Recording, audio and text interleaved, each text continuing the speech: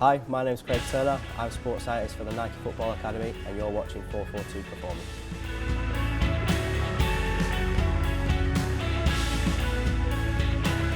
What we generally do is we'll always have a core stability circuit. It generally comes at the end of a power program or strength program.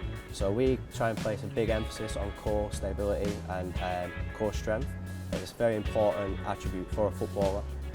If you get pushed off the ball, if you've got that core strength and ability to stay on your feet, being able to change direction quickly. So generally in our circuit, we pay more attention to stabilisation exercises rather than contraction exercises. So rather than going in the gym and doing 1,000 crunches, we go in the gym and we start doing some planking.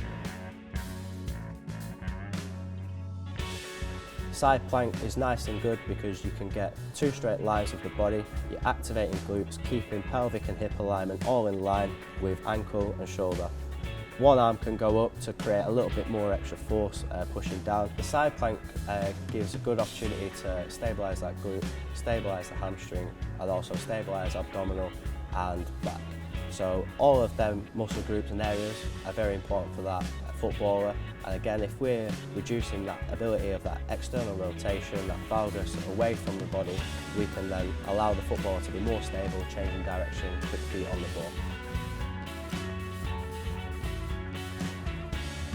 So you go into basically a press up position, but the back feet will be shoulder width apart, and then what we're doing is from that press up position we're just tapping into our shoulder. What we're trying to reduce there is that hip hinge movement.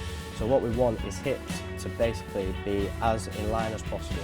So we want it to be stable and we don't want it to over-rotate or overextend.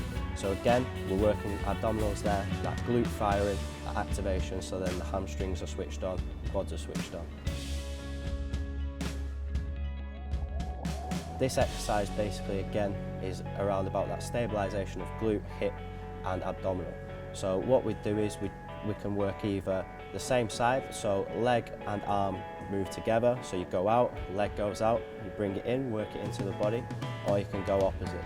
Opposites is probably an easier option to start with. Once you become more competent at the exercise, you should be able to work both sides at the same time. Rollouts predominantly working that abdominal stabilisation, so we're working at our anterior chain now, but also glutes are firing. So in today's example, what we did was a Swiss ball rollout. You can also do it with a barbell if you've got access to a barbell. And basically, you're just placing the arms centre of the chest, and then we're just rolling out from that position. The knees are bent, and we're just rolling out. Feet come off the ground, and we just want hips and legs and all the core of our body to all stay in line again. What we would do is we'd go into a pull-up. So we'd be hanging from like pull-up position, and then what we're wanting is that 90 degree at the hip, just driving through, nice and stabilised all the way back to 180 degrees. So our core circuit, we only do it twice. Each exercise would be done in that order.